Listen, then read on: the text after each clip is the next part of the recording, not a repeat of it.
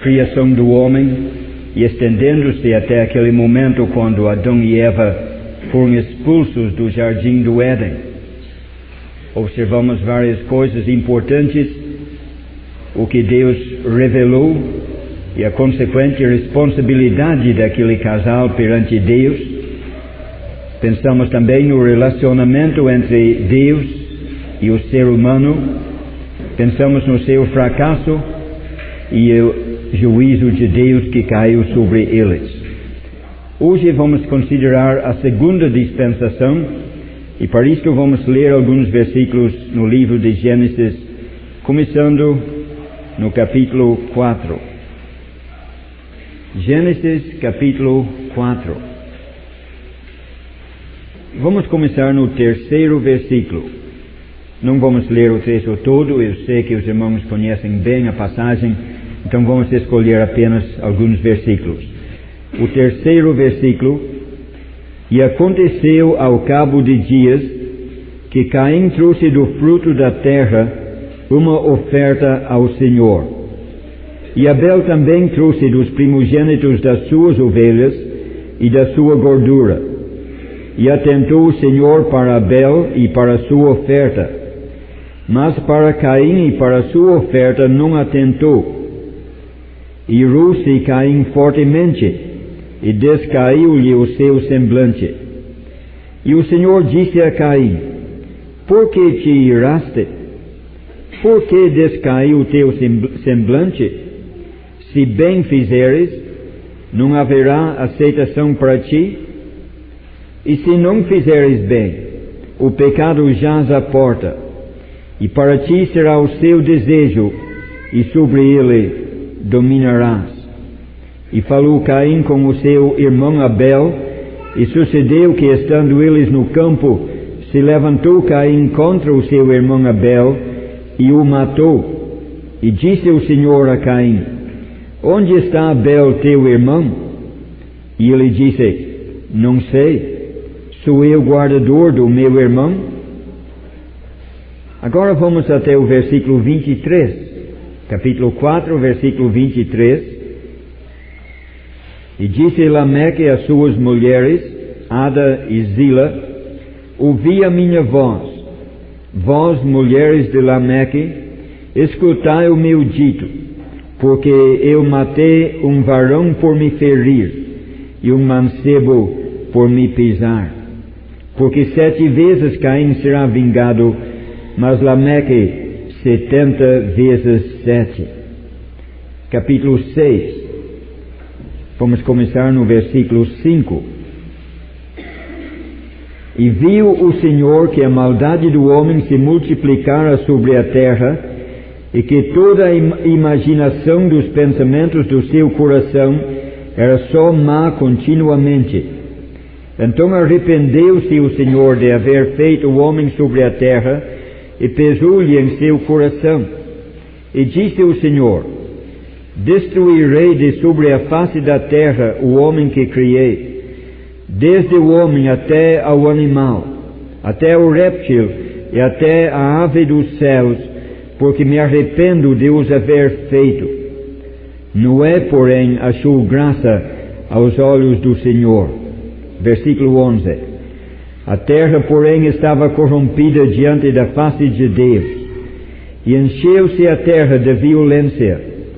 E viu Deus a terra, e eis que estava corrompida, porque toda a carne havia corrompido o seu caminho sobre a terra. E para completar a nossa leitura, mais um versículo no Novo Testamento, em Hebreus capítulo 11. Hebreus capítulo 11 e o versículo 4. Pela fé, Abel ofereceu a Deus maior sacrifício do que Caim, pelo qual alcançou testemunho de que era justo, dando Deus testemunho dos seus dons, e por ela, depois de morto, ainda fala. É só isso que vamos ler, que Deus possa ajudar-nos a entender a sua palavra. Bem no final da primeira dispensação, aconteceram duas coisas importantes. Duas coisas que iriam marcar a segunda dispensação. Você lembra que em Gênesis capítulo 3, lemos como Adão e Eva pecaram contra Deus, comendo o fruto da árvore do conhecimento do bem e do mal. Comentando este fato, Deus disse que agora que eles comeram aquele fruto, tornaram-se como Deus, sabendo o bem e o mal. Por aquele ato, Adão e Eva adquiriram algo que antes não possuíram: o conhecimento do bem e do mal. Adquiriram uma consciência. A segunda coisa importante que aconteceu em Gênesis capítulo 3 está no final do capítulo. Quando Deus chamou Adão e Eva e pronunciou o seu juízo sobre eles e sobre a serpente, Deus tomou um animal, ou talvez animais, e os matou. E com peles de animais, Deus lhes fez túnicas. Deus supriu a necessidade daquele casal através da morte de um animal ou de animais. Deus supriu a necessidade de pecadores. Obrigado. Através da morte de uma vítima inocente.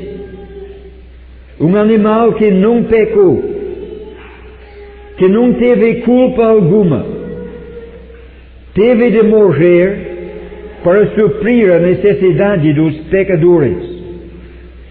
Adão e Eva tentaram suprir a sua falta, cozeram aventais de folhas de figueira, mas não serviu. O que eles fizeram não era suficiente perante Deus, mas o próprio Deus supriu a sua necessidade. E naquele ato aprendemos que a necessidade do pecador só será suprida através da morte de um substituto. Aprendemos a verdade da substituição. E quando entramos na segunda dispensação, é exatamente isto que vemos.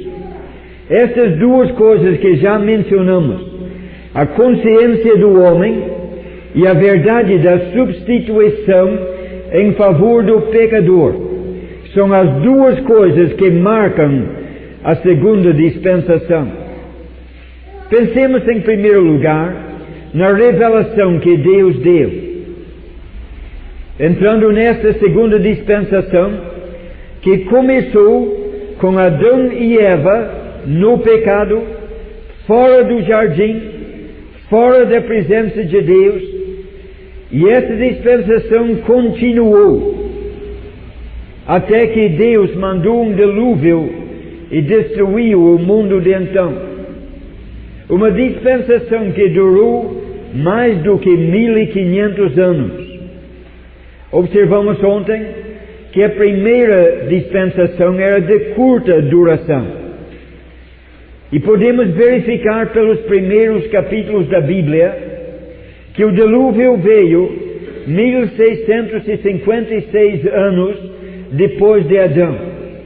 E já que Adão ficou pouco tempo no jardim do Éden, podemos deduzir que o dilúvio veio encerrando a segunda dispensação 1500 anos ou pouco mais depois da criação de Adão.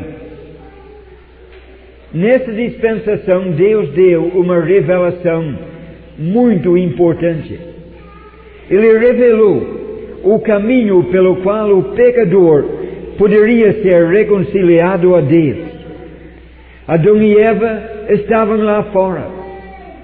Eles poderiam ver diariamente aqueles querubins e aquela espada que virava em todo sentido poderiam ver um caminho fechado. Além daqueles querubins, para lá daquela espada, estava o paraíso de Deus, a presença de Deus. Mas Adão e Eva não poderiam chegar. Impedindo a sua chegada estava uma espada que virava em todo sentido.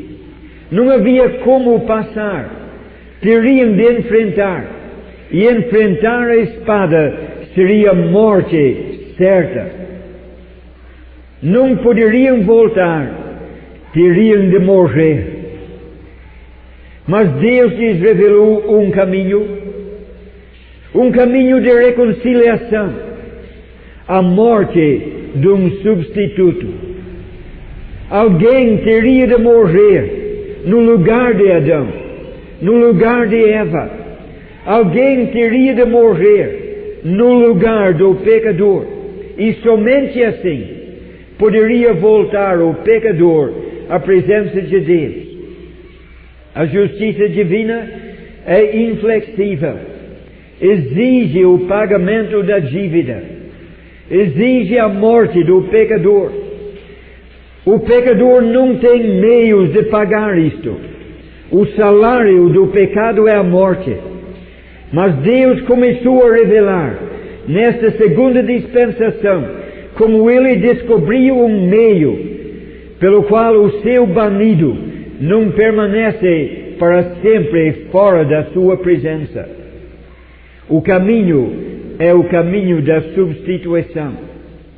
Deus revelou isto. Vemos no capítulo 4, Abel chegando-se perto de Deus, aproximando-se dele, ele traz um cordeirinho.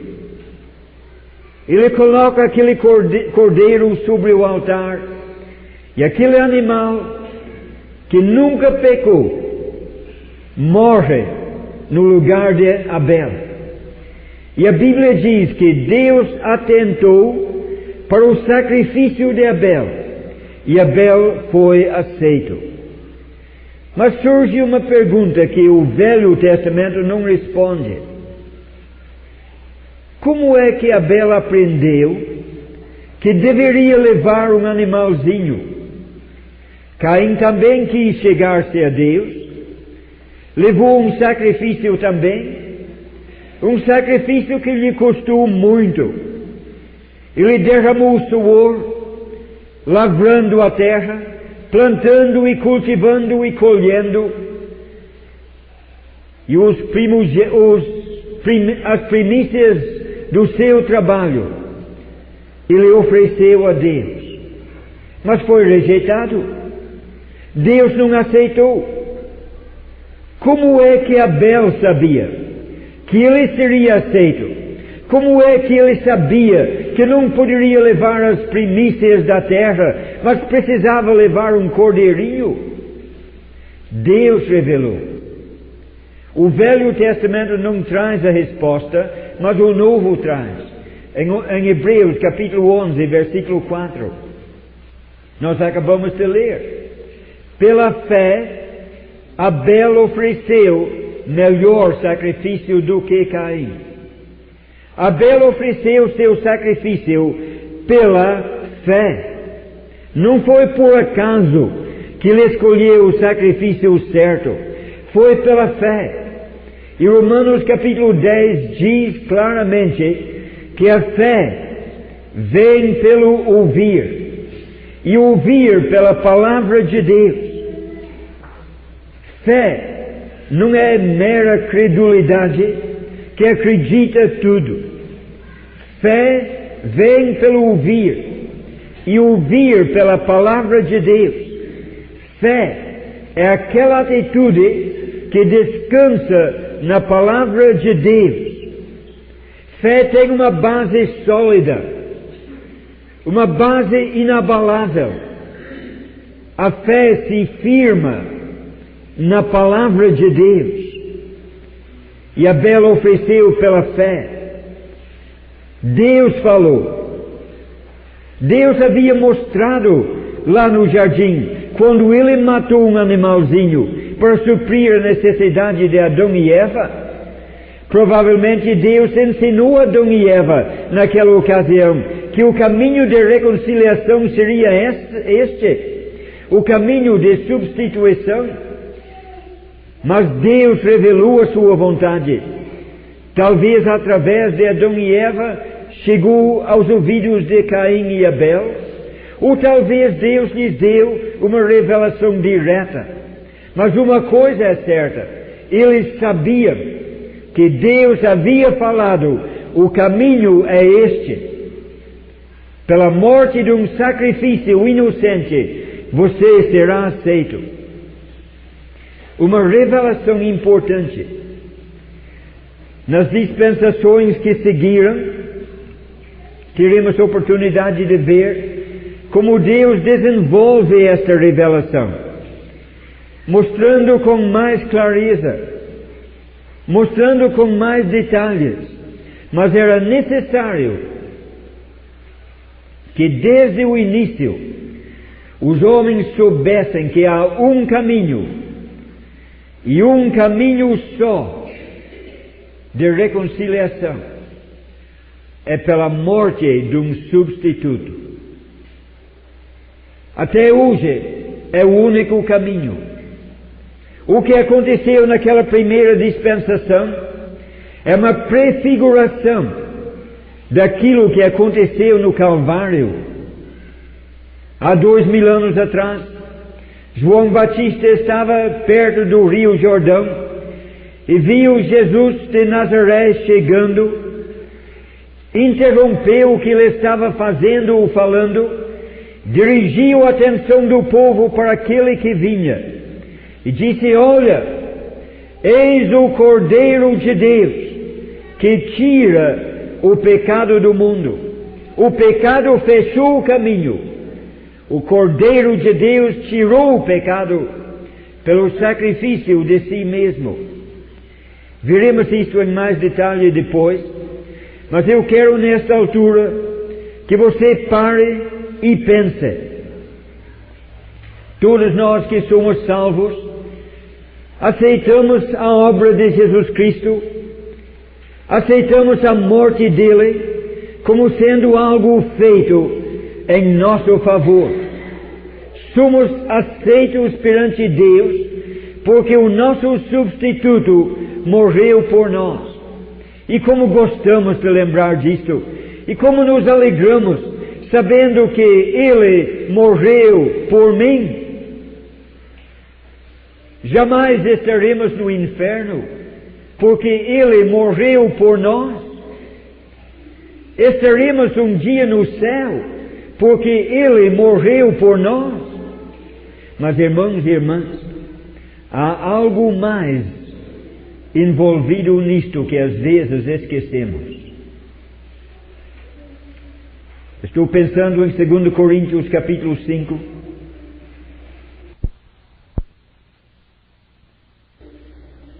Ele continua dizendo: se Ele morreu por todos, então todos morreram. E Ele morreu por nós, para que nós não vivamos mais para nós mesmos, mas para aquele que morreu por nós e ressuscitou. Este é o ensino prático da morte de Cristo. Por um lado temos a verdade preciosa da nossa salvação. Ele morreu para nos salvar. Mas temos que ver o outro lado da nossa consagração. Ele morreu por nós, para que nós que vivemos, vivamos para Ele e não para nós mesmos. Se Ele morreu por nós, nós morremos. O Novo Testamento apresenta 3 aspectos disto. Lemos em Efésios capítulo 2 que uma vez nós estávamos mortos em ofensas e pecados, mas Ele nos vivificou. Estávamos mortos em pecado, mas agora Romanos capítulo 6, versículo 2 diz que nós agora estamos mortos para o pecado. Notou a diferença? No passado, mortos em pecado. Agora, vivificados, morremos para o pecado. E devemos reconhecer isto como Romanos 6 ensina, não apenas afirmando que morremos para o pecado, mas dizendo que devemos considerar-nos como mortos para o pecado e vivos para Deus. Mas o que isso significa? Nós morremos para o pecado. Um morto, um que morreu, não pode ser atraído por coisa alguma. Se você se aproxima a um cadáver, pode lhe oferecer um bolo, ele não vai comer. Pode lhe oferecer um convite para participar de uma festa, ele não vai aceitar, ele não faz nada, ele não sente nada, ele acabou com tudo isto, está morto. Cristo morreu por nós, portanto nós morremos para o pecado. É verdade? Diz Romanos capítulo 6, considerai-vos como mortos para o pecado. O pecado nos cerca, mas se nós vivemos em comunhão com o nosso Deus, não haverá nada que corresponde àquele pecado lá fora, e nós seremos como pessoas que morreram para o pecado,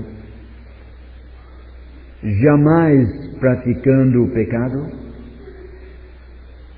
Você diz que é impossível, mas é o padrão que Deus exige de nós, é o que a cruz de Cristo exige. Ele morreu por nós, nós devemos morrer para o pecado por amor a Ele. Você pode tolerar pecado na sua vida, se lembrar do Calvário?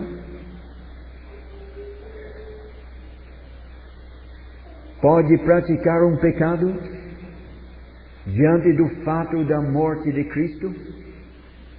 Mas tem mais. Se Romanos capítulo 6 ensina que nós morremos para o pecado, Gálatas capítulo 6 ensina que nós morremos para o mundo. Diz ele no versículo 14 daquele capítulo que Cristo morreu naquela cruz, e naquela cruz vemos o mundo crucificado para nós e nós crucificados para o mundo. Nós morremos para o mundo. Se o mundo nos convida, não aceitamos o convite. O mundo não nos atrai mais. Ou não deve, se estamos mortos para o mundo. Meu irmão ou minha irmã, permita que essas verdades penetrem na sua consciência, no seu coração. Examine para ver se na verdade você morreu para o pecado ou ainda mexe nessas coisas. Vê se na realidade você morreu para o mundo ou ainda está sendo influenciado pelas modas do mundo, pelos costumes, pelas ambições do mundo. Já morreu mesmo? Veja a cruz de Cristo e considerai-vos mortos para o mundo. Mas tem algo mais difícil ainda. Não apenas mortos para o pecado, Romanos 6, não apenas mortos para o mundo em Gálatas 6, mas mortos para si próprio em 2 Coríntios capítulo 5. Ele morreu por nós, para que nós que vivemos, vivamos para Ele e não para nós. Morrer para o pecado talvez seja difícil. Morrer para o mundo é difícil. Morrer para si próprio é o mais difícil de tudo. Disse o Senhor: se alguém quiser vir após mim, negue-se a si mesmo. Não é tão difícil dizer não para o mundo. Não é tão difícil dizer não para o pecado. Não é tão difícil dizer não para os outros, mas dizer não para si mesmo, para a sua própria natureza, para aquilo que você quer, que você gosta. Você olha para a cruz de Cristo e vê o seu substituto e lembra: os meus pecados exigem a morte. Ele morreu em meu lugar. Portanto, a vida que agora tenho é dele. Disse Paulo: eu estou crucificado com Cristo, mas vivo, não mais eu, mas Cristo vive em mim. A verdade da substituição. Temos que correr mais e considerar um pouco a responsabilidade que pesou sobre os homens naquela dispensação da consciência. A responsabilidade dupla. Em primeiro lugar, a responsabilidade de andar à luz da sua consciência. E em segundo lugar, a responsabilidade de aproximar-se de Deus por meio do substituto.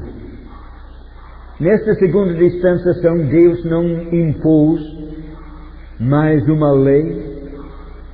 Na sua revelação, Ele não deu mais mandamentos. Na primeira dispensação, Ele deu mandamento para não comer daquela fruta, mas nesta segunda você pode observar que Ele não deu mais mandamentos.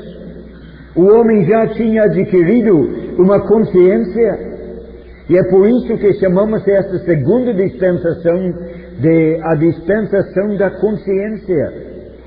Quando o homem era responsável perante Deus para andar à luz da sua consciência. Veja isto no capítulo 4. Quando Adão chegou perante Deus, trazendo o que Deus não queria, Deus ainda falou com ele e disse: Caim, se fizeres bem, não haverá aceitação para ti? Se não fizeres bem, o pecado jaz à tua porta. Se fizeres bem, ou se não fizeres bem. Ele tinha o conhecimento do bem e do mal. A consciência lhe dava conhecimento do bem e do mal. E ele era responsável perante Deus para andar na luz daquela consciência, fazendo o bem e rejeitando o mal.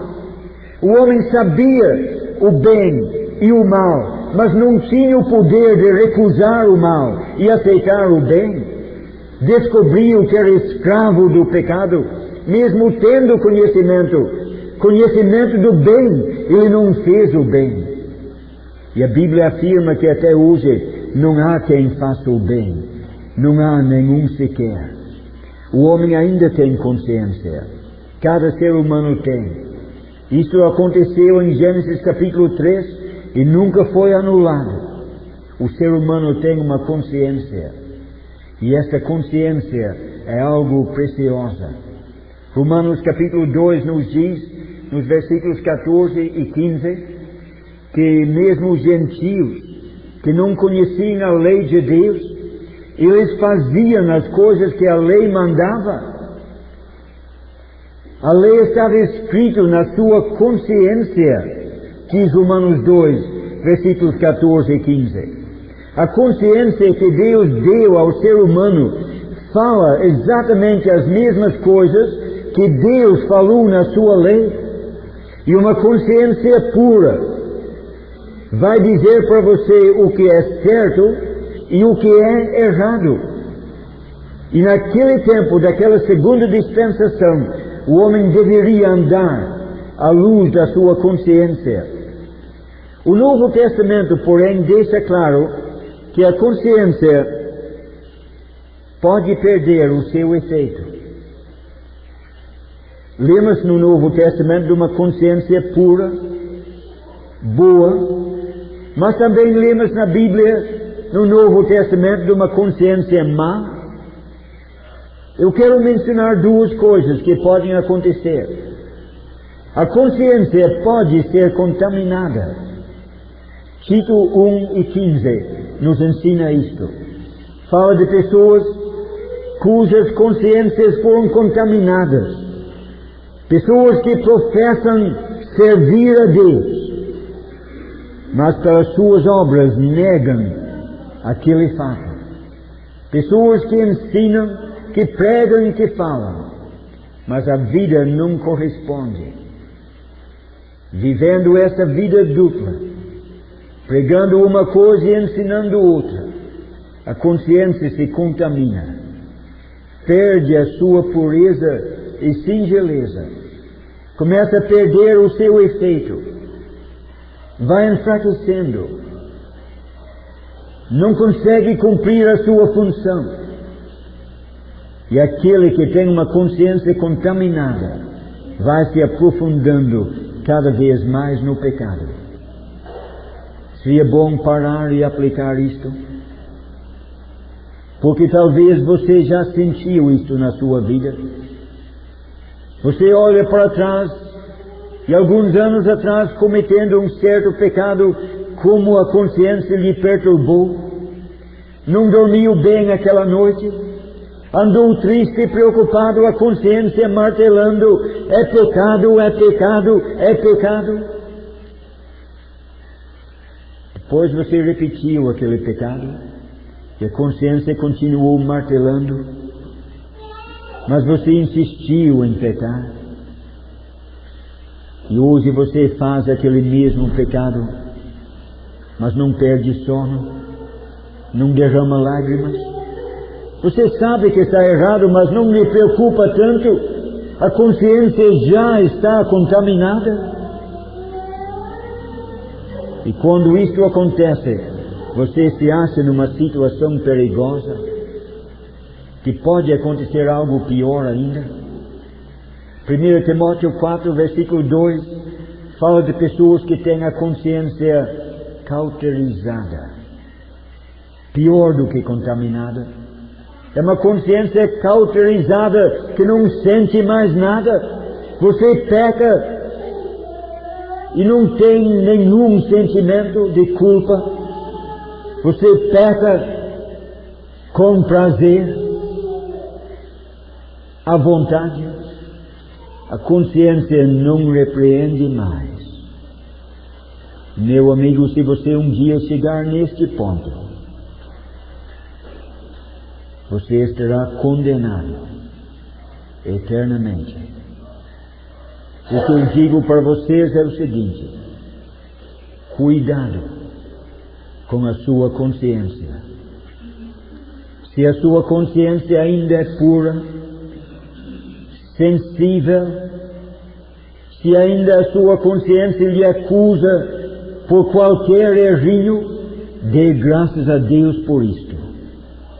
E procure, como Paulo falou que ele fazia, procura manter uma consciência pura. Porque esta consciência vai lhe ajudar a evitar o mal. Às vezes você se acha numa situação duvidosa e a consciência vai lhe avisar: não faça isto. Se for uma consciência pura, esclarecida pela palavra de Deus, ela vai falar o que a palavra de Deus fala. Aquela segunda dispensação, então, foi a dispensação da consciência, quando os homens tinham o dever de andar segundo a consciência que adquiriram. Mas como a primeira dispensação, esta segunda também terminou em fracasso. Vemos o fracasso começando com o próprio Caim. Chegou na presença de Deus, querendo chegar perto de Deus, disposto a dar uma oferta a Deus, trabalhou para Deus, fez tanta coisa para Deus, mas foi rejeitado, desobedeceu aquela revelação, não veio pelo caminho certo. Deus ainda falou com ele: se fizeres o bem, Caim, você será aceito. Mas Caim não andou segundo a palavra de Deus, não fez o bem, não andou à luz da sua consciência. Ele saiu e matou seu irmão. Sabia que era uma coisa errada, mas ele fez, violando e violentando a sua consciência. Não apenas matou seu irmão, ele mentiu na presença de Deus. Quando Deus disse: Caim, onde está teu irmão? E na presença de Deus, aquele homem teve a coragem de dizer: eu não sei. Sou eu guardador do meu irmão? Rebelou contra Deus. Finalmente lemos ainda no capítulo 4, Caim saiu de diante da face do Senhor. Palavras solenes. Caim saiu de diante da face do Senhor. Cada vez que leio isto, a minha mente vai para o fim da Bíblia, para Apocalipse capítulo 20. Eu vejo um grande trono branco e o Senhor Jesus está naquele trono, e pecadores suspensos perante Ele, e os livros são abertos. Aqueles pecadores saem da presença do Senhor para o lago de fogo. Caim também saiu de diante da face do Senhor. Depois lemos de Lameque, um descendente dele, que partiu pelo mesmo caminho da violência, matando um moço. Partiu também pelo caminho da imoralidade, abandonando o padrão estabelecido por Deus em Gênesis, quando colocou um homem e uma mulher naquele jardim. Lameque partiu para a bigamia, a imoralidade, desafiando a Deus, destruindo a sua consciência. E depois chegamos no capítulo 6, e Deus olha desde os céus, e Ele fala no versículo 5, que toda a imaginação do pensamento do coração do homem era só má continuamente. Ele diz que a terra se encheu de violência, toda a carne se corrompeu sobre a terra. Deus disse: destruirei a terra com o homem e com o animal. O fracasso do homem trouxe o juízo de Deus, destruição da própria terra e de toda a criação. Mas em terminar, há uma coisa no finalzinho desta dispensação que não podemos deixar de observar. Uma coisa que não apareceu na primeira dispensação. Talvez em germe sim, mas em fato não. Mas agora na segunda dispensação, vemos o mundo rebelando contra Deus, o fracasso total, o quase total. Aparece um remanescente pela primeira vez. Um remanescente pequeno, só Noé, a sua esposa e 3 filhos e as esposas desses 3 homens. 8 pessoas em tudo. Toda aquela multidão pereceu no dilúvio, mas um pequeno remanescente, salvo, achou graça aos olhos do Senhor. A razão é óbvia. Essas 8 pessoas seguiram a revelação de Deus e não afastaram daquilo. No início Deus colocou Adão e Eva, um homem e uma mulher. Lameque mudou isto partindo para a bigamia. Capítulo 6, todos partiram para a poligamia. E a imoralidade tomou conta da terra. Mas havia 4 casais: Noé e a sua esposa, Sem e a sua esposa, Jafé e sua esposa, Cão e sua esposa. Apenas 4 casais que permaneceram fiéis à revelação de Deus. Um remanescente num dia de apostasia. Veremos isto em outras dispensações. Chegando no fim de cada uma, veremos uma coisa semelhante. Um remanescente fiel no meio da apostasia geral. Mas que Deus nos ajude a ver estas lições tão importantes, lembrando desta revelação da segunda dispensação. O caminho da reconciliação com Deus é o caminho da substituição. Que Deus nos ajude a lembrar sempre das implicações, que nós possamos morrer para o mundo, para o pecado e para nós mesmos, e viver o resto da nossa vida só para Ele. Que assim seja. Amém.